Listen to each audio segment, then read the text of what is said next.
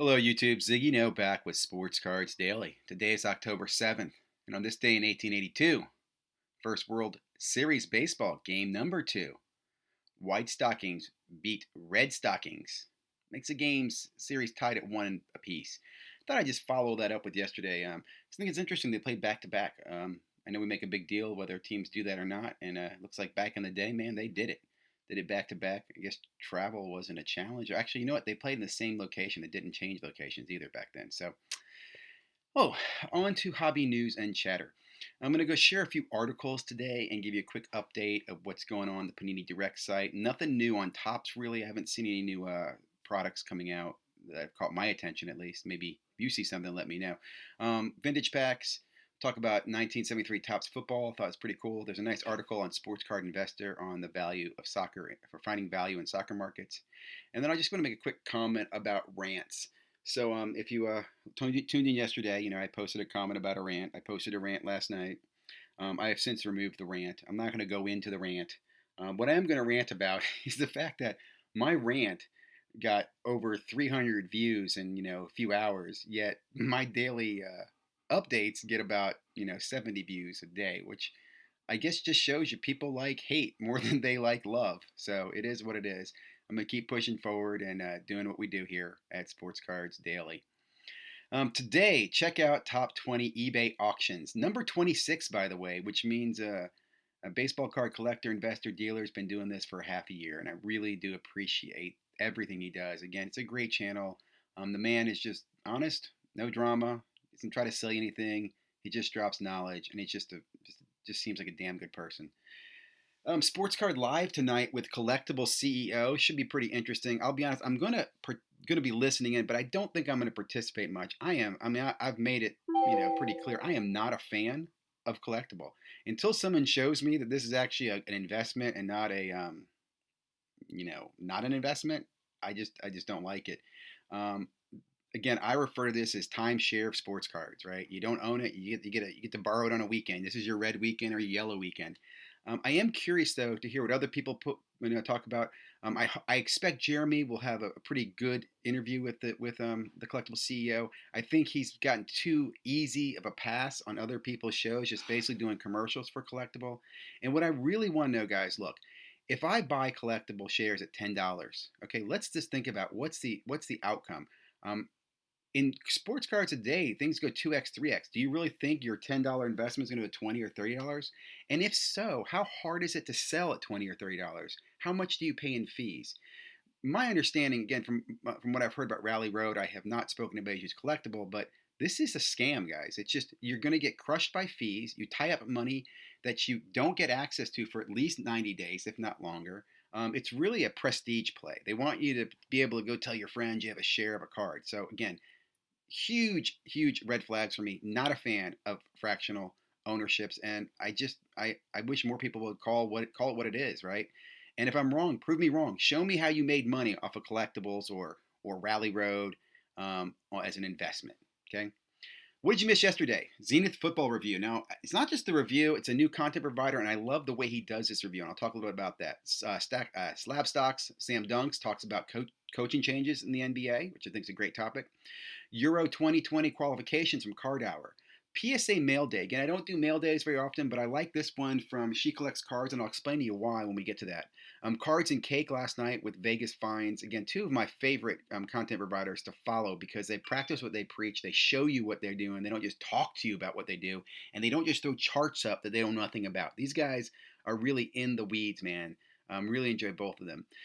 Hobby Quick Hits podcast. Now, again, I don't listen to podcasts. If it's a YouTube podcast, I definitely will pick it up, but I'm just not a podcast person. And I'll even ask this to you guys: why podcasts? It just seems to me like that's like old technology. I think YouTube is a better media.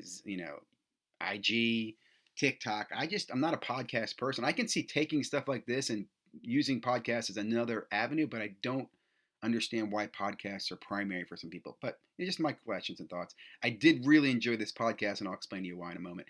And then lastly, I'll just share with you, I think it's a really warm, fuzzy moment. That's cracking packs with P. This is Les Alex cracking packs with his daughter. And it just again reminds me how many of us are tied to sports cards, either from our own childhood or because of the children we're raising and the experience it is, sharing that with our kids. So let me get into it, try to keep this under our 10-minute norm. Okay, so in content today, as I mentioned, Sports Collectors Daily has a great article on vintage packs from 1973. I'm not going to go reading all this to you, but I do recommend taking a look, checking it out. Again, there's some interesting stuff I didn't know about this that I thought was pretty interesting. You can find them on eBay and so forth. Again, I'm not promoting vintage, not recommending vintage. I just found this as a very interesting article to read. Sports Card Investor has the Finding Value in Soccer Market. Again, another interesting article, talking about soccer. Kind of goes over some stuff I already knew. But again, if you're new to soccer, I think it's important understanding the different leagues, what countries are involved, talking about players. He does some great examples here of cards he's bought and their performance and so forth. So I did find this as again, more to my education on soccer. Heading over to Panini's website, Panini Direct, looks like they dropped a new soccer product. It's Select H2. Which again, I just think to myself, Panini is lazy. They can't make new products. They just make the same product and put a different label on it, right? We're going to have probably Select Choice, and we're going to have Select Team All, we're going to have Select, Select whatever the heck they want to call it. Anyway, wonder what your thoughts are. I did watch a box of Select open yesterday. It does look like a sexy product, but I also realized I don't know any of these people's names, so I'm just not going to be ripping open wax. Real quickly on the football site, out of stock. Already today, the Absolute is out of stock at $2.39 a box. That sold out faster than the Panini Origins did. Just a little tip to you guys too: if you are catching Absolute and you get a glass card, they're redemptions. Glass cards are great to grade. Now I know grading takes a year, but if you do grade them, most of them come back pristine 10s or black label 10s if you go BGS. I don't know if PSA grades glass, but just my comments there. A little tip to you if you're out there doing glass and Absolute. Good luck if you're breaking that. So next up, I'm going to share one of our new content providers, Guacamole Cards. Found this gentleman, really like his cards. And again, I see a lot of people breaking products and doing reviews. I like that, and I watch it. What I'm going to start doing is bringing your attention to reviews like this. I like how he breaks down and scores the product, right? Gives you his opinions as he's ripping it on everything from quality, parallels, personal collection, investment outlook, and value. So great breakdown from Guacamole Cards. By the way, Zenith failed. And I'm not a fan of Zenith. I'm not a fan of many football products. I try to keep it to the ones that, in my opinion, if Star Stock takes it, then I'm interested in it. If Star Stock doesn't take it, there's a good reason why they're not. So it's kind of the reason I look at football. Slabstock, Sam Dunks, great video. He talks about coaching changes in the NBA. Now, he alluded to some changes he was expecting, for example, in the Bulls. I think the Bulls are going to be a really interesting team to watch next year. They have a lot of talent with Markham and Kobe White and so forth. So I did really like this breakdown. Always like Sam Stocks' reports. And it'll be interesting to see. I'm hoping he does one, if you're listening, Sam, on the upcoming draft. And anybody else out there, I'm working on my own, but I'll be honest, I'm not an expert on NBA draft. I just think it's the topic that we should be looking at because the draft is less than, I think, a full week, well, maybe a week and a half away, 2 weeks away. It's definitely coming up here really quickly. Next up, Euro 2020 qualifications. Again, I'm not going to spend too much time on this, but great video Card Hour puts out, breaking down the qualification and making some predictions. And again, this is educational. Understand what the Euro Cup is, what the different groups are that are competing. Because, for example, you're not going to find certain players in here, right? You're not going to find any U.S. players in this product. You're not going to find Messi in this product. I don't believe you would. No, you wouldn't find Messi in this. So again, definitely worth checking out and getting good insight on. Next up, PSA Mail Day from She Collects Cards. Now, one of the reasons I like this Mail Day, first of all, she breaks down what her expected grade was, what she got, and what her plans are, whether she's going to buy or sell. She shares graphs with you, like what the price is, what it was, what her thoughts are as far as we go into the off season. But what I really liked about this is if you've been following her channel, she broke a few months ago a box of Prism, and they pulled this Josh Hart 1 of 1. And in this video, she reveals the grade of that and talks a little bit about the card. And I just think that was really cool to see, not only from her ripping it and the excitement there, but also seeing the results when she got it graded at PSA and getting her thoughts on what she's doing with the card. So did really enjoy that PSA reveal. Next up, Cards and Cake. Man, this was a great video last night. First of all, lots of great information. These two guys put together good content. I really like, again, they show you what they're doing. They eat the cake. They don't just make it, right? They're eating up what they're doing. Vegas Finds, one of the best guys in the hobby as far as energy. If you've been following my channel, has one of the fastest growing sites with over 1,000% growth. Comeback Card Investor as well, one of the fastest growing YouTube channels.